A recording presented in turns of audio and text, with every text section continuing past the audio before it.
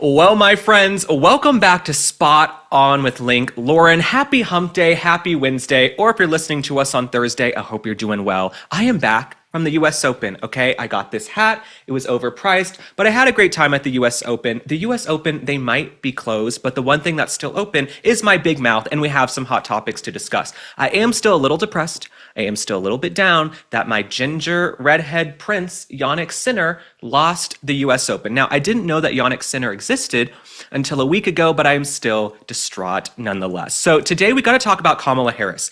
There are some new excerpts that have leaked from her upcoming book, 107 Days. That's the title of it. So we're going to break that down. We're going to discuss these excerpts from her book. She seems to be going scorched earth on Joe Biden. She's saying all the things she should have said the last 4 years, but now she wants to cash in. So we're going to discuss that. We got to discuss AOC living this fabulous, rich lifestyle. We have to talk about President Trump. He went out to eat last night in Washington, D.C. Things got a little bit interesting.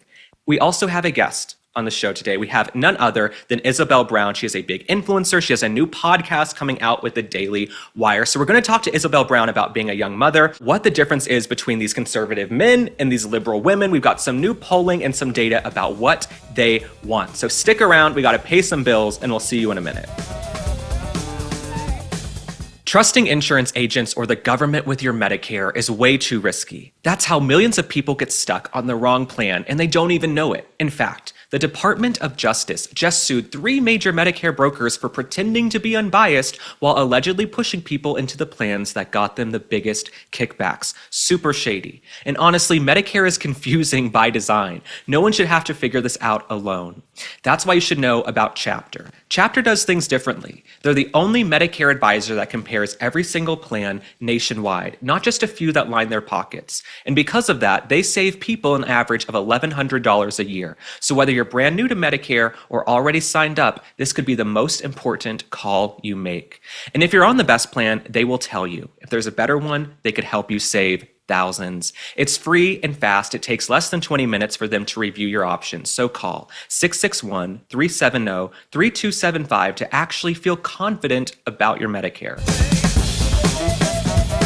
Well, Miss Kamala Harris is back, okay? Like bell-bottom jeans, like a bad habit, okay? Like my back pain. She is back. Kamala Harris, she won't go away. Kamala Harris, she's also the gift that keeps on giving because every single time she opens her mouth, it's an utter calamity, okay? Kamala Harris is a disaster. But we love to cover her, okay? So she has this book coming out. The book is called 107 Days. Now, not a 107-day stint in rehab, which is what she should have been doing, okay, if you ask me, because Kamala Harris, we all know what's going on behind the scenes with her. But she has this book coming out called 107 Days. In The Atlantic and some other publications, they have received excerpts where she is really calling out Joe Biden, his team, Karine Jean-Pierre. I'm going to read you some of the excerpts and then we'll discuss. But it's interesting to see Kamala Harris go down this route because she sat there complicit in what was going on in the Biden administration for 4 years. But now after she's lost, she wants to blame everybody but herself. Where's the culpability? You know what I'm saying? You're a big girl. But let's read some of this, okay? So Kamala has blasted the recklessness, in quotes, of Joe Biden's controversial decision to run for a second term. She wrote about this in her memoir. She said the decision should not have been left to an individual's ego. Was it grace or was it recklessness? In retrospect, I think it was recklessness, Harris writes. The stakes were simply too high. This wasn't a choice that should have been left to an individual's ego, an individual's ambition. It should have been more than a personal decision. Now, Kamala Harris, she goes on in these excerpts from the book to say that because she's a loyal person, she did not chime in. When we were all seeing that Joe Biden was in major decline, you should have been speaking up, Kamala Harris. Here's my thing about Kamala Harris, right? She says she was loyal to Joe Biden. You took an oath. Okay, you took an oath to the United States of America. You work for us. Our tax dollars pay for your security. Okay, we pay your bills. We pay for the naval observatory that the vice president lives in, okay, with Doug Emhoff and his ridiculous daughter, okay, the non-binary looking wannabe model. So Kamala Harris, we pay your bills. You work for us. You should have been loyal to the country. You know what I'm saying? The folks should have spoken up and said, Joe Biden is not well, okay? Jill Biden, his wife, was running cabinet meetings. She was behind the desk on Air Force One. Why do you need to be some loyal person to Joe Biden, Kamala Harris? And it shows us you have poor judgment. We know you have poor judgment, okay? You were put in charge of the border, and then you went down to the border for like 12 minutes. You know what I'm saying? So then she also tries to blame in the book, well, Republicans and Democrats have tried to secure the border. What was I supposed to do? Well, Donald Trump just secured the border. We have the most secure border in American history, and he did it within months of taking office. Okay, honestly, weeks. So Kristi Noem, Tom Homan, they secured that border. You can't come in and say, well, I tried, I couldn't do it, and they didn't back me up. Kamala, you're an abject failure. What I'm not hearing here is any culpability. I'm looking at all these quotes, right? She's blaming Biden. She says the team doesn't defend her. They don't stick up for her. She has all these quotes. She blames Karine Jean-Pierre, the communications department, blah, blah, blah, blah, blah. Listen, you got to blame yourself, Kamala. You're a grown-ass woman. What are you, 60 years old? You're a 60-year-old woman, okay? You've been around the block. You have been around the block. So you can't blame anybody else for your loss. And part of the reason you lost, Kamala Harris, is that your policies are overwhelmingly unpopular, okay? You want open borders, you want men and women's sports, you want crime to run amok on the streets. That's who you are. If you wanted to say something different, the time to do it was during the 107 days where you went 40 days without giving an interview, okay? President Trump goes one day without holding a press conference, and they want to make up rumors that he's passed away and gone on to green pastures, okay? They make up all these ridiculous lies in the mainstream media because he took one day off on a holiday weekend to be with his kids. Well, Kamala Harris took 40 days off from doing a single interview. So for her to play Monday morning quarterback and come back around, it's a bunch of BS, buffoonery, tomfoolery, and to use Joe Biden's word, a bunch of malarkey. You should have spoken up at the time, Kamala Harris. You really should have spoken up at the time. Now you want to come around and cash in on this book. You want to cash in on this book deal when you should have spoken up. So all of this, I was loyal to Joe Biden. You don't get kudos for being, loyal to a corpse. You are loyal to a corpse. You should have been loyal to us. Okay, if you wanted to win, you should have gone out on The View and said, here is how I am different than Joe Biden. Here's what I'm going to do differently. And I said it at the time. Those of you who are with me on TikTok, I did videos every single day of the last election cycle. Okay, I made thousands of videos, multiple videos a day. I was on shows talking about this. If you want to come out swinging, you better come out swinging, okay? All of these kid gloves you Democrats used on Joe Biden, he is a wannabe thug and gangster from Scranton, Pennsylvania, okay? He is not some sweet, nice Grandpa Joe. All of y'all were too chicken shit to say anything at the time, and you sat there on your hands silent. So Kamala Harris, good for you, sweetheart, that you found some courage to speak up now that you have a book deal, but your loyalty should have been to the country, not to Joe Biden, and it's why you're going to lose in 2028, because you have horrible judgment, and honestly, you're a disgusting person. Now, while I'm in the chair filming this episode, we have some breaking news. I was not going to discuss the royals today. I was going to give you guys a break from the royals. Prince Harry and his father, King Charles, have reunited. Okay, this is breaking news on CNN. It's on the New York Post. It's all over the internet. If you're not into the royals, keep scrolling. Okay, skip ahead. But this is a big deal because Prince Harry and his father's relationship has been fractured, right? Charles is all about the monarchy. He loves the monarchy. He also loves his son. But how can you forgive your son when he's done tell-all books, interviews, he shanked you, accused you of racism, absconded to the United States, and used you to cash in time and time again? But of course, blood is thicker than water, so we shall see. But this is breaking right now. I'm going to read it to you as it's coming in, okay? My team, we're rushing to put it together. So King Charles and Prince Harry met face-to-face for the first time in more than a year in the UK on Wednesday. Queen Camilla was also in attendance. That's big. The Duke of Sussex was seen arriving by car to his father's London residence, Clarence House, at around 5:20 local time. The father-son duo reunited after Harry attended several charity events, yada, yada, yada. Okay, apparently Prince Harry also visited his grandmother, Queen Elizabeth's grave in Windsor on Monday. It's very interesting as well. So Prince Harry's wife, Meghan Markle, the Duchess of Scam-a-Lot, as I call her, the Duchess of White Castle, she's back in the US with Archie and Lilibet. She is not with him, which is probably why they're able to reconcile, if you know what I mean. I think it's easier to reconcile when Meghan Markle's not around because she's the one who I think has been sort of turning the screws on Prince Harry. Prince Harry loved the royal family until Meghan Markle came along. He loved his father, he loved his brother. Suddenly he wanted to do revisionist history. I don't know, maybe he was PW'd, maybe Meghan Markle was pulling the wool over his eyes. Maybe he just wanted a break, okay? But you could have had a break without accusing them all of racism and being terrible. So Prince Harry and King Charles, they have reunited. I don't think we're going to see Prince Harry next week when President Trump goes to the UK. I don't think we'll see him at the state visit. Of course, we'll see William, we'll see Catherine, we'll see the other senior royals. We'll see Camilla, King Charles. I don't think Prince Harry is going to stick around for President Trump's visit next week. I think it'd be smart for him to do so. But this is interesting. It's interesting. For the first time in about a year, maybe over a year, they are reuniting. And I think family, it's important to come together. It's important to forgive. I would be cautious, though. I would be cautious if I were King Charles letting Harry back into the fold. I would just be very cautious because Harry has done tell-all books. He's reported on private arguments and private conversations. I would make sure Harry's not wearing a wire. I would make sure Prince Harry's not wearing a wire if you're going to reconcile. But King Charles, at the end of the day, he's had health issues. Catherine's had health issues. Nobody is getting younger here. So if they can reconcile, for Prince Harry, Charles is the only parent he has. Only parent. Princess Diana, may she rest in peace. She's been gone since 1997. So if Charles is the only parent Harry has, I understand the impetus to want to reconcile, but you're going to have to do the work, Prince Harry, and you're going to have to change your tune and stop selling out stories, okay? If you have a private conversation today at your father's home in London, you can't then come out later and do an interview and discuss the private conversation and think that things are going to be hunky-dory. So we will be tracking this. This is breaking news that they have actually met up and that they might reconcile. We'll see what happens. I think Meghan Markle is probably shaking. Meghan Markle's probably over in the US like, oh, am I getting kicked to the curb? I don't think she likes when Harry goes over and has a good time with his family and remembers how much he loves London, because she wants to be a wannabe Kardashian, Meghan Markle, and sell jams, jellies, and dog biscuits. So we will be tracking the story. We just wanted to cut in and break it down for you guys. Now back to the original program.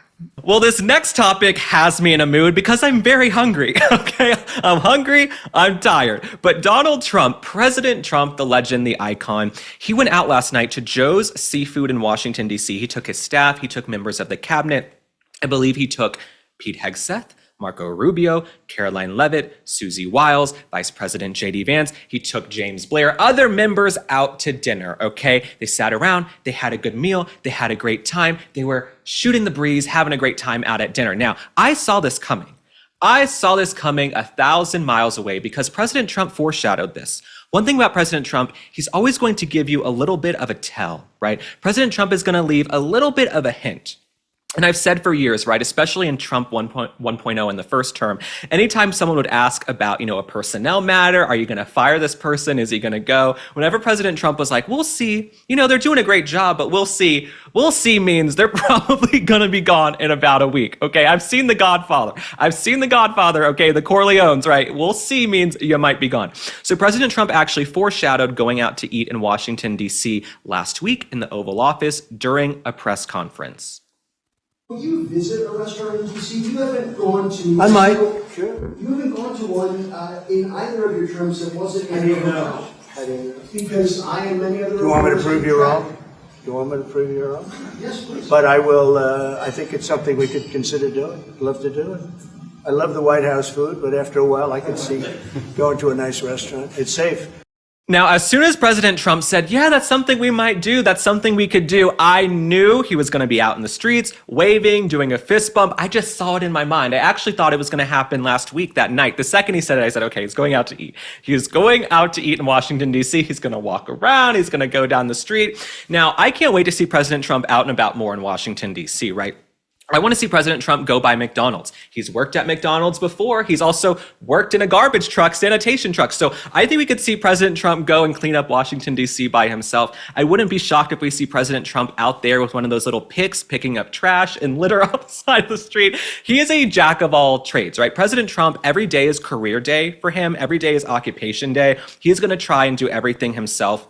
There's actually an episode of The Apprentice years ago, and we don't have the clip teed up, but you guys can go find it. There was a clip on The Apprentice years ago where he went and tried all these different jobs. I believe he worked in his hotel and he took the dog out. He was a dog walker. He did housekeeping. He was a maid. He cleaned the rooms. President Trump wants to go out and do everything. And I think it speaks to the fact he's the first normal president we've had in a long time, okay? Barack Obama, career politician, okay? He was reared and groomed to be president. Joe Biden, definitely career politician, 50, 60 years in public life. Donald Trump was a real regular guy. He was a regular guy, okay? He has a sense of humor. He goes out to eat. He likes fine dining. So I wasn't shocked at all to see him go out to eat, but he was met. Okay, President Trump, when he went out to dinner last night, he was met with some hecklers, some protesters. We have the clip. Let's take a look at the clip and then discuss. Happy to see you. Enjoy your dinner. Thank you.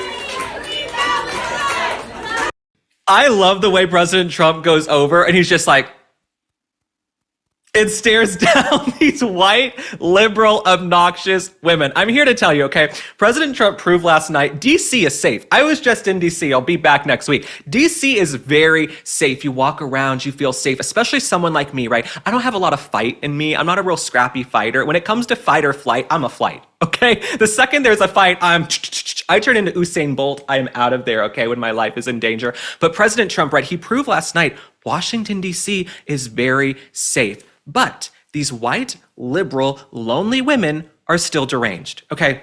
These women are still deranged. These paid protesters, these paid activists, who knows who's funding them? Maybe it's George Soros, maybe it's some shadowy dark money group, but someone is funding them because they have no jobs. They go out and they protest every single day. And they're from this organization apparently called Code Pink, which sounds cute, sounds fun, sounds like it could be a clothing brand, but no. Code Pink is a bunch of deranged women going out and protesting politics, okay? They're anti-war. Of course, we don't want war. President Trump is the peace president. Nobody wants war, but I don't think screaming and yelling inside of Joe's Seafood is going to help you.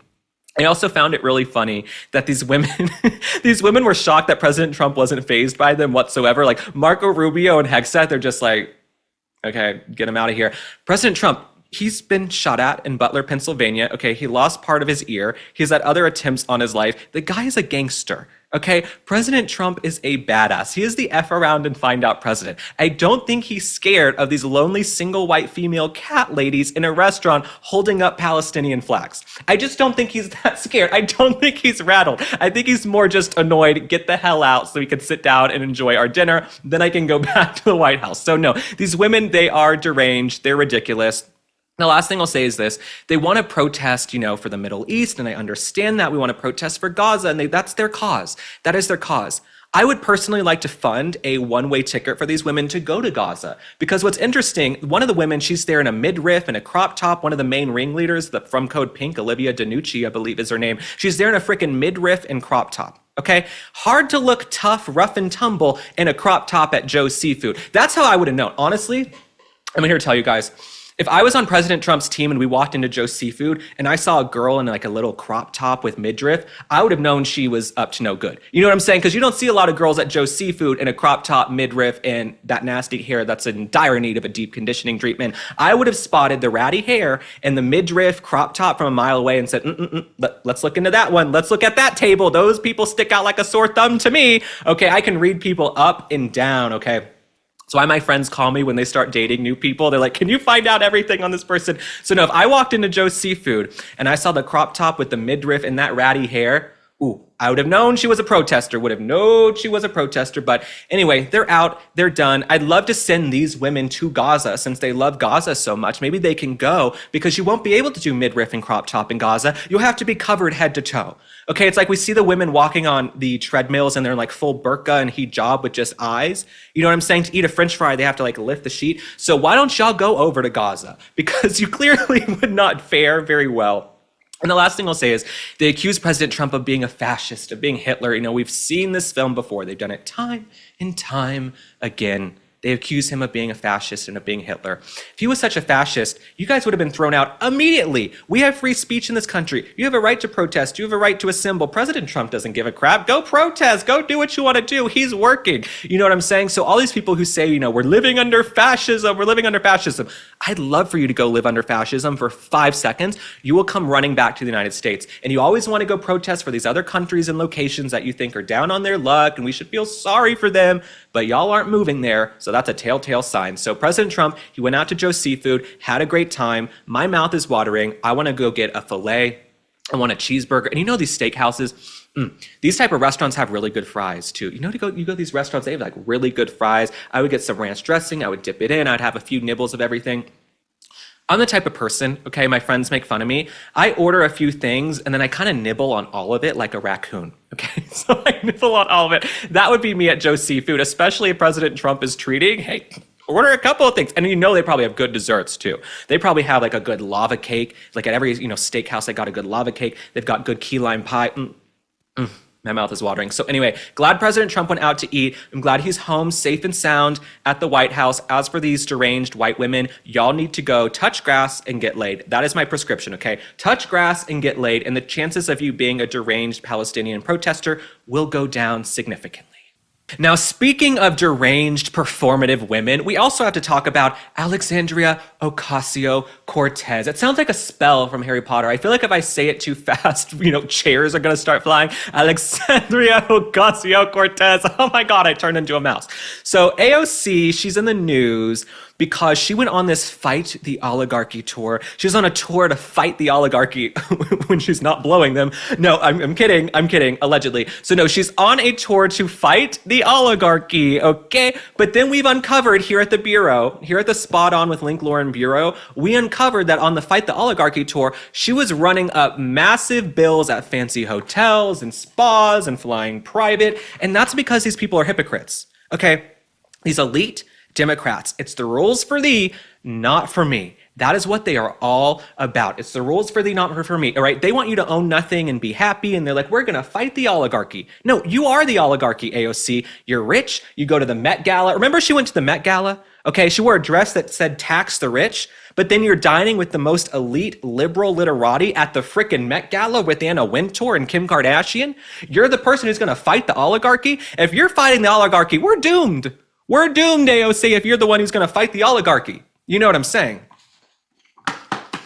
Let's discuss, okay? So her campaign shelled out $3,500 alone at the Vidara Hotel and Spa, which boasts a 5-star relaxation retreat and posh penthouses in Las Vegas during the tour in March.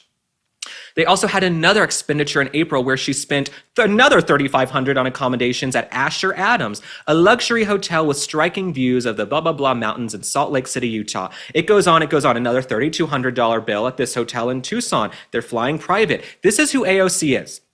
Okay, if AOC wants to go on this Fight the Oligarchy tour, I don't want her even staying at a La Quinta. I love a good La Quinta Inn. I don't want her staying at a La Quinta Inn. I want her at like a KOA. Shout out to everybody watching us at the KOA in the trailers. Shout out to everybody in the trailers and the RVs. I want you in an RV traveling across the country, AOC. I don't want you on private jets and in fancy, hotel rooms that are for $3,500 a night. That is not fighting the oligarchy. You want to fight the oligarchy, you need to be at the Motel 6. You need to be at the Motel 6, sweetheart. Okay, that's what you need to do, AOC. So no, she's a hypocrite. She's a liar. Bernie Sanders is also a freaking fraud. They try to make Bernie Sanders happen, okay? Bernie Sanders is another rich elite. I don't care what he tells you. Bernie Sanders is out for attention. AOC is out for attention. It's clear AOC wants to run in 2028, and good luck to her. Good luck to you, AOC. I can't wait to see you run in 2028, and maybe you will catch wind, you will catch fire because you're good with social media, but social media doesn't always turn into votes. Kamala Harris was incredibly viral. They astroturfed her all over TikTok and the internet. She lost the popular vote. She lost every single swing state. But the thesis here is that these elite Democrats are liars. They want you to go and suffer and own nothing and, wait in line for government distributed bread while they're staying at $5,000 a night resorts, hotels, and spas. So AOC, we wish you well, and we'll be keeping tabs on you. We'll be keeping tabs because here at the Spot On with Link Lauren Bureau, we're doing some research. Brooklyn Bedding makes it easy to upgrade your sleep. I found my perfect mattress, got it delivered right to my door, unboxed it so easily, and was able to sleep on it that same night. My king-size Aurora Luxe gave me the best sleep. Brooklyn Bedding handcrafts every mattress in their Arizona factory, providing top-tier quality, honest pricing, and real American craftsmanship for a better night's sleep. Brooklyn Bedding knows sleep isn't a one-size-fits-all situation. That's why they offer mattresses for every body, every sleep style, even in hard-to-find sizes. You can even take the Brooklyn Bedding sleep quiz and find your perfect match in under 2 minutes. And they offer a 120-night comfort trial. Love it, or they'll help you return or swap it. Go to brooklynbedding.com and use my promo code LINK at checkout to get 30% off site-wide. This offer is not available anywhere else. That's brooklynbedding.com and promo code LINK for 30% off site-wide. Make sure you enter our show name spot on after checkout so they know we sent you. brooklynbedding.com, promo code LINK.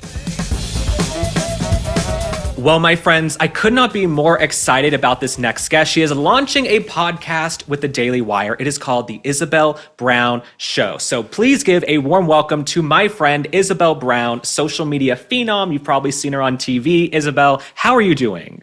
Oh, Link, I'm so good. I'm incredibly sleep deprived as a new mom and taping like 8 million things in the first week of the show. But I'm so excited to be on with you, and huge congrats on the launch of your amazing podcast as well. Thank you. No, I'm so excited for all of us. We're all sort of in the same age. We're all coming up. We're all trying new things. I'm so excited for your podcast. I feel like those first few weeks when you launch are going to be so stressful, especially you're a young mom, you're married, you're juggling so much more. I have no kids. I don't even have a dog. You know what I'm saying? So all I have to do is show up for this. And I want a dog, but there's someone else who won't let us get one. So I am here for you if you need. I wanted to start off by talking about this new poll, right? There's this NBC poll that's going viral, and it really shows the disparity between young men and young women. Let me read you a little bit about this. Between 18 and 29, men who voted for Trump, important to their personal definition of success, having children, 34%.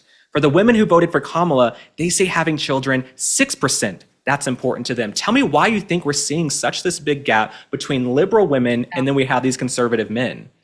Yeah, it's really interesting to me that this poll has picked up the steam that it has, because really I've been tweeting about like every Gen Z poll for years and nobody ever cares until it's this one. But I'm glad people are paying attention, because I think this speaks so highly to the messaging that young people are getting, both the differentiation between men and women and on the right and on the left. What you're seeing with this resurgence of conservative little c, not necessarily politically, but culturally, values with young men is a renewed focus on the foundation of Western society. And that largely includes faith and family. And we're seeing a huge return to churches and traditional Christianity in our country. Bible sales are at record highs. We're having mass baptism events at places like Ohio State University, led by members of the football team, which is amazing. And you're wanting this concept of the nuclear family as the foundation for your own personal life and across society, led by young men. That's very inverted from what we have experienced in the last couple of decades. Typically, it's women who yearn for children a whole lot more than men.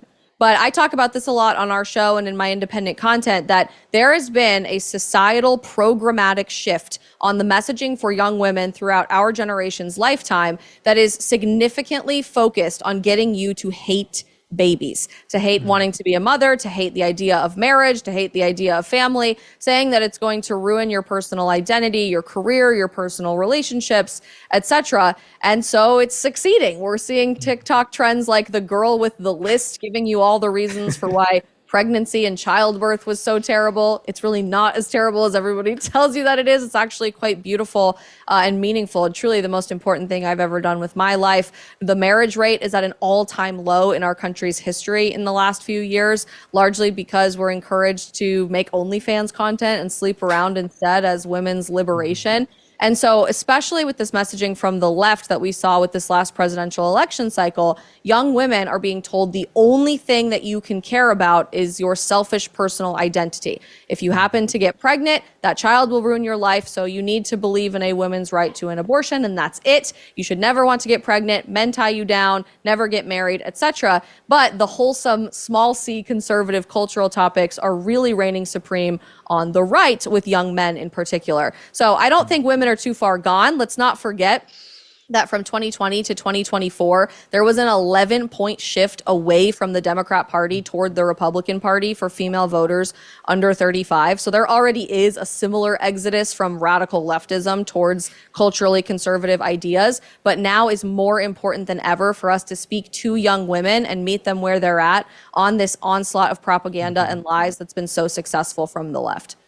Absolutely. I'm so impressed by you, so eloquent. The audience is going to love you. I'm so excited for your podcast. But no, I'm also happy you're getting into the podcasting space, because on the left, who do they have to look up to? Alex Cooper from the Call Her Daddy podcast. And all she pushes is basically freeze your eggs. Men are crap. You don't need a man, ladies. You can go sleep around and get drunk and party and gluck gluck 9,000. I mean, just like basically debase yourself, degrade yourself. But then she's a fraud, right? Alex Cooper, she got married. She's going to have a kid. She's got the white picket fence, but they want to keep their audiences lonely with their eggs frozen without a man so they can keep buying their products and tuning in. Isabel, I'm sure you've noticed this too.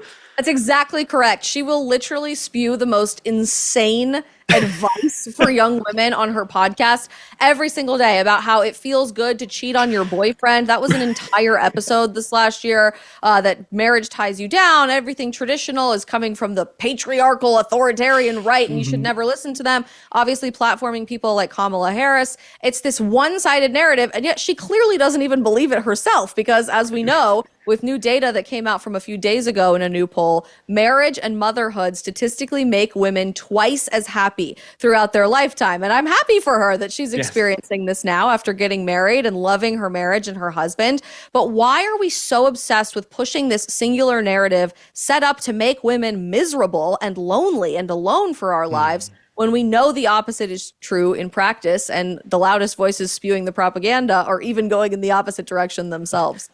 Absolutely. And I think what's interesting about the left is the left says they're all about women's rights, but they didn't want to secure the border. And we saw what happened with Laken Riley and Jocelyn Ngari. They didn't want to get men out of women's sports. The right and the conservative movement is doing so much more to protect and uplift women. Have you seen that as well? And that's probably why we're seeing this shift of women away from the left slowly but surely. They're like, you know what? The folks on the right are going to keep my crime down. I can walk down the street. I'm sure you've noticed this, Isabel.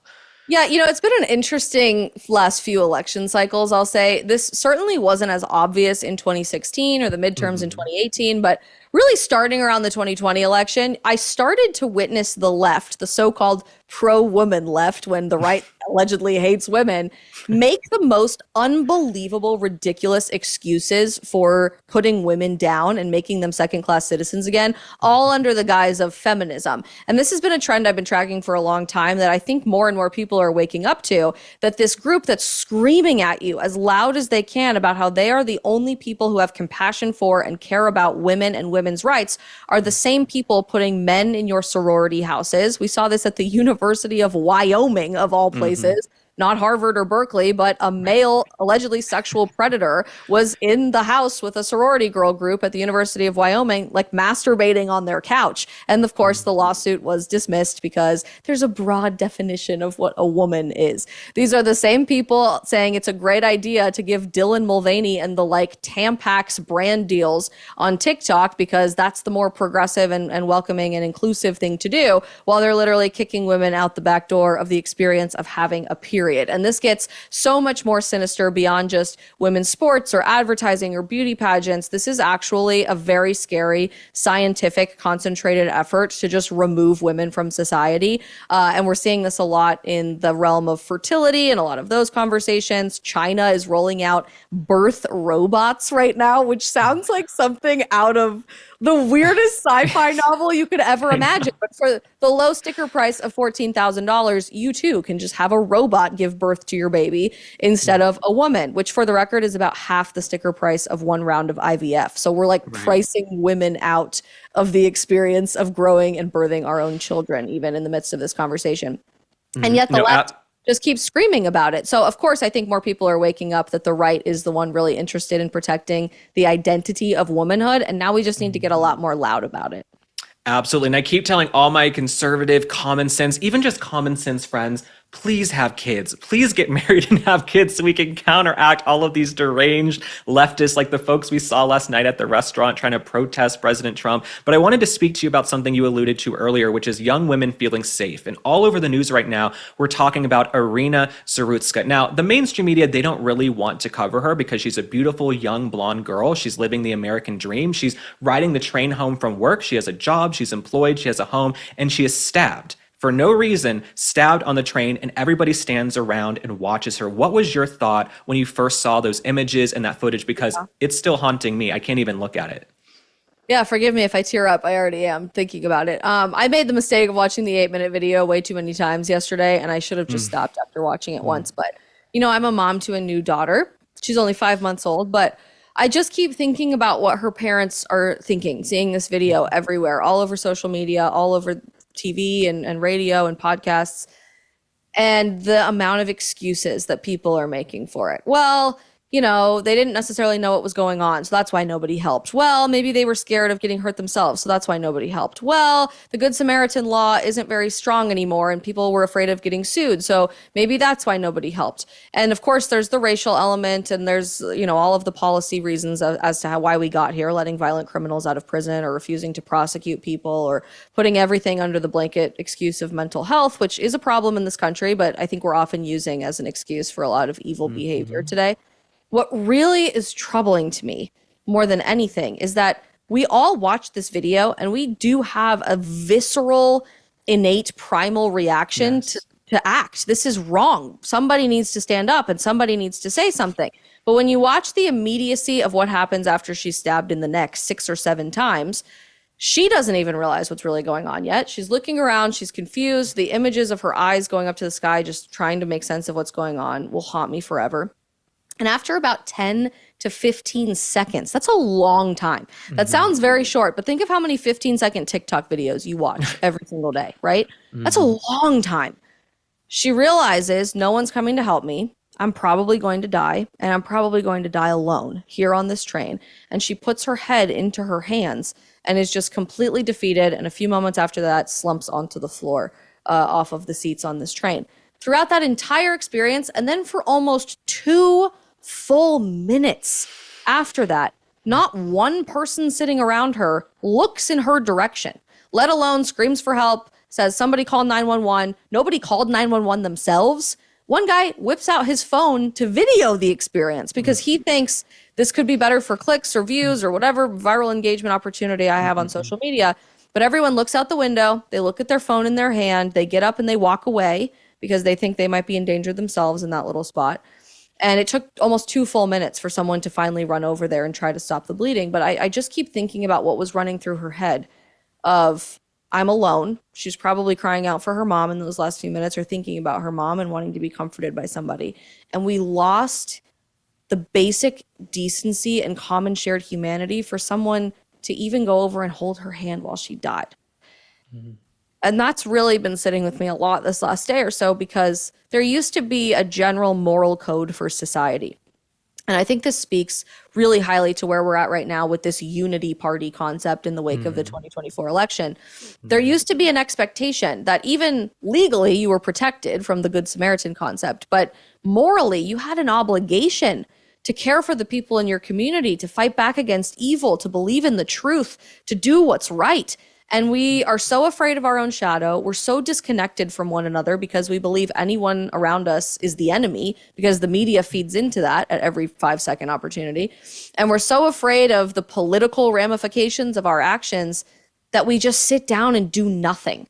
And what I love seeing about this shift in our country right now, obviously we have a long way to go because of what is happening right now in Charlotte and beyond. People are waking up every day to say something is wrong here, to have that same visceral reaction, that same innate instinct as a human being to say how we've been living for the last several decades is wrong. That's not America. That's not progress. That's not classical liberalism even. This is insane, off the rails, radical authoritarianism. Thank God we got it back in November, but the fight is not over, and we have to keep putting one foot in front of another to seriously win this culture war and honestly rebuild our country from the ground up to make sure stuff like this never happens again. Absolutely no. I hope something like this never happens again. I think we're going to be cleaning up more and more of our streets and our cities, especially these failing Democrat cities where you can't even come home from work feeling safe. But to do a topic switch, because I know we only have a few minutes left, you brought up OnlyFans earlier in the show, and some of these girls turning to OnlyFans, degrading themselves, posting pornographic content. There is a study out on Fox News that college students are doing OnlyFans to pay their bills. So the platform has seen a sharp increase in traffic since the pandemic, with creators flocking to OnlyFans as a way to exchange virtual sex for money. What do you think about these young girls on college campuses who are turning to OnlyFans, I guess, to pay their tuition? What do you think about this?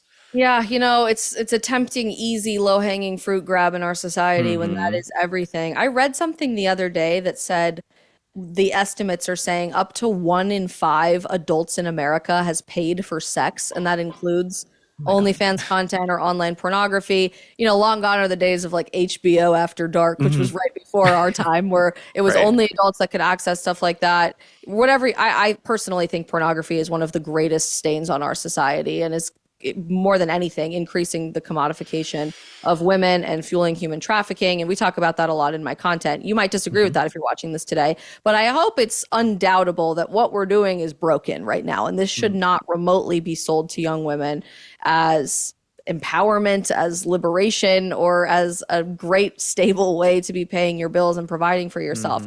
But again, I find it really interesting. Our society is shifting very, very quickly. The vast majority of young men under 35 say they want to make it more difficult from a policy perspective to access pornography online, that porn is bad, that we want to run away from it, that we've struggled with this as a society, but this is something wrong that we need to fix, and it is up to us to fix, because the older people in our society aren't doing anything to move us in the right direction. And I find so much hope in that, because you're seeing so many young people, men and women included, but I think especially driven by young men, rise to the occasion and to say it is time for a societal revolution. Not the same way with arms that we saw in 1776, but in a similar way, led by young people, to say the world is broken and it's up to us to fix it for the next generation and the next generation and the next generation after that. They say that the average length of an empire is about 250 years, and that's our birthday as a country next year. And so I don't find it coincidental at all that we're sort of rebuilding this concept of what do we want the American empire and our culture of Western civilization at large to be for the next 250 years. And it's just such an incredible time to be at the forefront of all of that. Absolutely. And you are a very vocal voice speaking up for the nuclear family, faith, having kids, the American dream, something that really felt out of touch the last 4 years. But I am so excited to watch your podcast. I can't wait to come on at some point and talk, because people make assumptions about me all the time. They're like, well, you're gay. Why are you always talking about faith and family and having kids? It's like, hello, I want us to have a prosperous country, right? I want us to have a country in the future. So I'm telling all my friends, please have kids, please have kids. So I love you. I love your family, your husband, and I'm wishing you nothing but the best. And I know you are juggling it all. So I can't wait to tune in. And everybody, go watch or download the Isabel Brown Show on the Daily Wire. Isabel, thank you for coming on. Thank you, Link. I'm your biggest fan and could not wait to keep hearing you on. Thank you so much. I'll see you soon. Bye. Bye. I don't know about you, but after I travel, my skin is dry. That's when Peak's Radiant Skin Duo came to the rescue. This doctor-recommended duo, trusted by experts like Dr. Mark Hyman, Dr. Jason Fung, and Dr. Will Cole, supports whole body wellness from the inside out. Sun Goddess Matcha provides steady, calm energy throughout the day, packed with L-theanine for focus and EGCG antioxidants. It supports skin clarity and gut health. BT Fountain electrolytes hydrate like nothing else and help lock moisture in, making skin look amazing. And Peak ensures all ingredients are free from heavy metals, pesticides, and mold. If you need more hydration, then give Peak a try. Get 20% off plus a free frother and glass beaker here. peaklife.com/link. Again, that's peaklife.com/link. This last topic I want to discuss is about Iryna Zarutska, the young Ukrainian refugee who came to the United States. She was on her way home from work. She worked at a pizzeria. She was stabbed to death on the train by a man named DeCarlos Brown. Now, I believe DeCarlos Brown was let off the hook by a radical judge a dozen times, maybe 14 times. This is someone who should have been behind bars. This is someone I hope gets the death penalty. The pictures of this woman on the train in the last moments of her life, the images have been all over the internet. They are haunting. They are absolutely haunting. If they don't make you feel something, you don't have a pulse. I don't know what's wrong with you if you don't feel anything from these images. This innocent young girl, it's something I've been talking about with my team as well. I know tons of young girls and women who carry firearms every single day because it's a scary world out here. But guess what? Carrying a firearm in this situation still wouldn't have helped this young, innocent woman, because you have a barbaric, deranged criminal who should have been locked up in solitary confinement by now. He is on the train, he stabs her, and he runs off.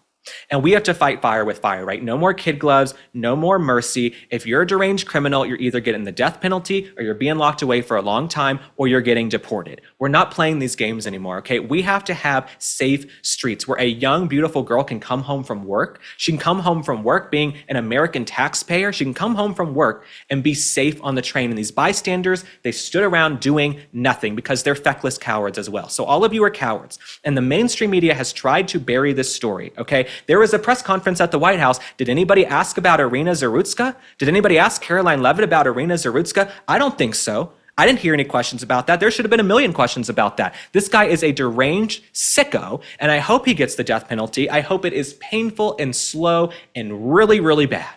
I hope it's painful and slow, and I hope he gets the death penalty. Now, President Trump actually spoke about this. He is speaking up because he is someone who's going to defend women. He's going to defend women's sports. He's going to secure the border so we don't have another Laken Riley or Jocelyn Ngari. He is going to speak up and defend these women. So he's done some posts on Truth Social, which we'll put up on the screen, but he also spoke about Iryna Zarutska and this horrific murder in cold blood. The White House put out a video. Let's take a look at the video now. In Charlotte, North Carolina, we saw the results of these policies when a 23-year-old woman who came here from Ukraine met her bloody end on a public train. And here's a picture of it. This is the picture of it. And this is a picture of the woman, a beautiful young girl that never had problems in life, with a magnificent future in this country. And now she's dead. She was slaughtered by a deranged monster who was roaming free after 14 prior arrests. We cannot allow a depraved criminal element of violent repeat offenders to continue spreading destruction and death throughout our country. We have to respond with force and strength. We have to be vicious just like they are. It's the only thing they understand.